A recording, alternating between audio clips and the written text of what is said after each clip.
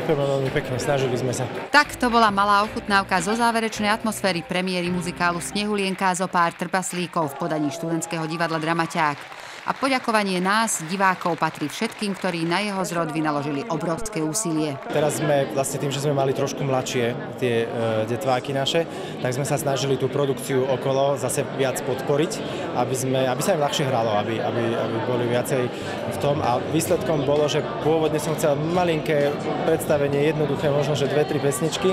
A včera, keď sme okolo jednej montovali poslednú súčiastku k tým všetkým laserom a dymostrojom a 15 ľudia to stávali 6,5 hodín, tak som si povedal, že ja už proste neviem urobiť normálne, malinké, charizmatické predstavenie, furt je okolo toho takáto ťažká výprava.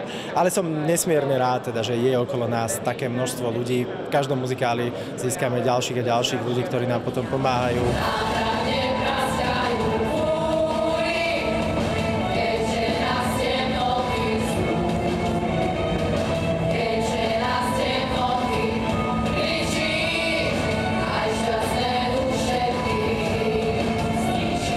Myslím si, že dopadlo to veľmi dobre. Som veľmi hrdý na decká, pretože že to odohrajú dobre, som vedel, to je jasné. Inak by sme sa do toho nepustili. Ale zvládli aj najťažšiu vec, ktorá sa môže stať, a to je improvizácia.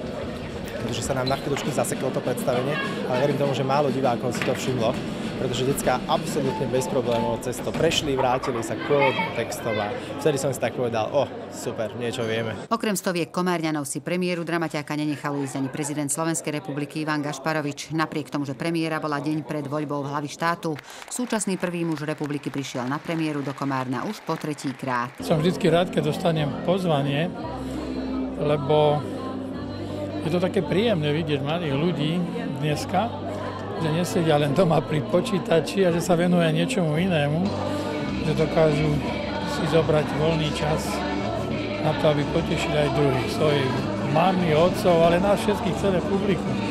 Ale čo si najviac vážim, že sa nájdú ľudia, ktorí toto dokážu ešte dneska zorganizovať a prispieť na to, aby bolo predstavenie úspešné. Takže som veľmi rád a gratulujem všetkým, ktorí čo len trošinku pomohli. Napriek tréme, a to nie len z osobností štátu, mesta či Matice slovenskej v hľadisku, ale aj z faktu, že hrali na väčšom javisku poprvýkrát, nakoniec všetko dopadlo ako v rozprávke. Zvládlo sa to a už potom sa uvoľnila po prvej pesničke, keď už ľudia zatlieskajú, tak už potom to išlo úplne krásne, plynule ďalej. Myslím, že som iba rozkopol dymostroj úplnou náhodou.